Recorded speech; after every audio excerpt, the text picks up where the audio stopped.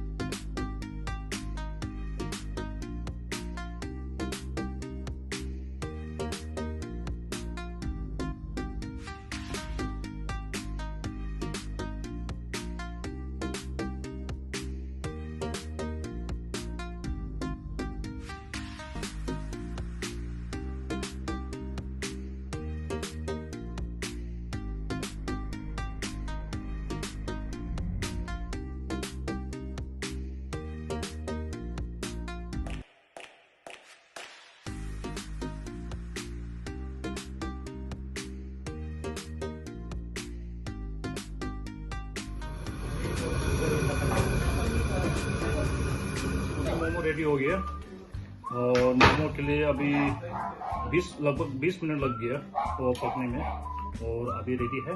तो मैं खा के दिखाता हूँ टेस्टी कैसा है। बढ़िया है, अच्छा है। और ये वेज वाला है, इसके अंदर में इनसाइड में पनीर है और पनीर मेरे को बहुत अच्छा लगता है।